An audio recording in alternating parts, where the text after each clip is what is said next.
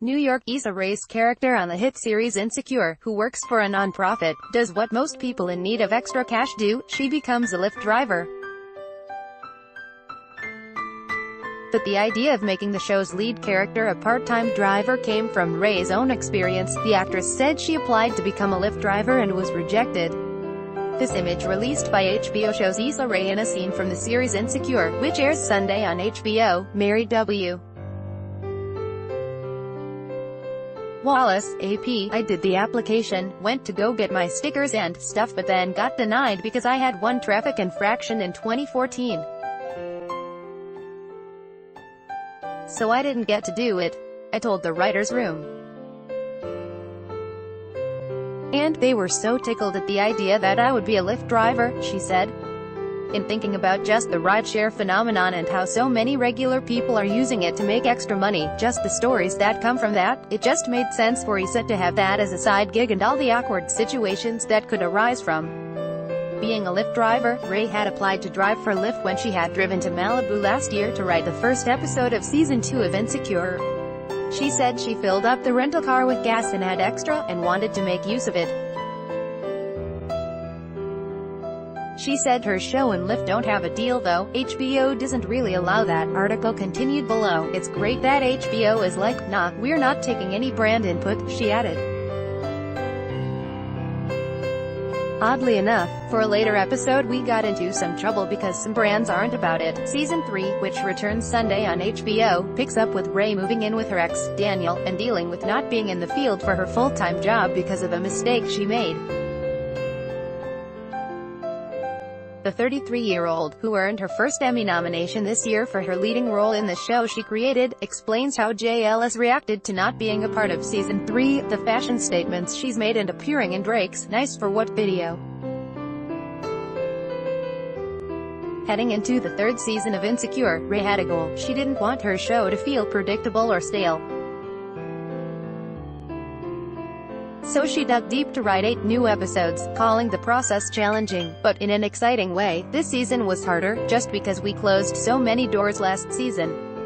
It felt like we were starting from scratch in a way, Rae said. When you get into a third season show you kind of feel like you know it.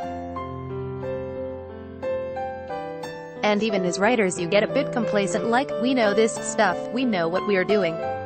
We know who these people are. We got formula, and that's what you never want. She spent 6 months writing the episodes and 3 months filming. It all started with a retreat that she and executive producer Prentice Penny went on to discuss their thoughts for the season. It is scary, she said, of adding new elements to the show and switching it up because you're like, people are used to what they're used to, but knowing where we took it overall, I'm very proud of it, she added. Article continued below. Most of the headlines surrounding the return of Insecure were about how JLS character, Lawrence, would no longer be on the show.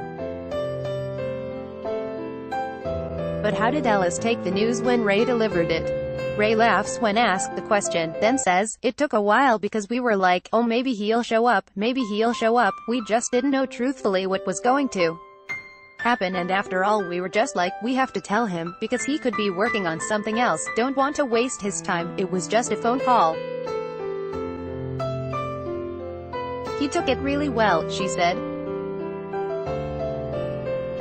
Fans petitioned for Rae to bring Lawrence back on the show, but the creator said while she adores the show's fans, she's not interested in creative feedback. If you're predicting the show, then we're not doing our job, she said. After Rae said in an interview on the red carpet for the 2017 Emmys that she was rooting for everybody, black t-shirts with those words began selling online. But she said she didn't create the shirts and isn't cashing in. The only time I spoke up about it was when I saw on Facebook this Chinese company selling them, because they had photoshopped my face to make it seem like I was selling the shirt.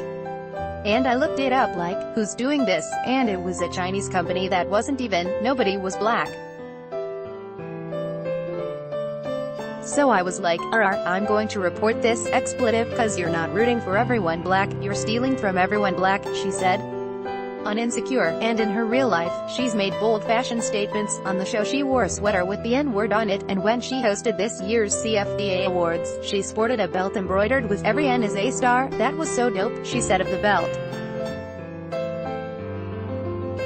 It's just like, we're here, why not make a statement? She's not Kiki, but she loves Drake, Rae said, appearing in his music video for Nice for What Was a Dream Come True. Rae makes a cameo in the clip alongside other women blazing trails in entertainment, including Tiffany Haddish, Tracee Ellis Ross, Misty Copeland and Yara Shahidi. Though Drake wasn't on the set, Rae said she befriended director Karina Evans, who also worked on the music videos for Drake's In My Feelings and God's Plan. We are really in a renaissance of black women getting opportunities, and shouts to Drake for recognizing her, cause she's elevated his videos.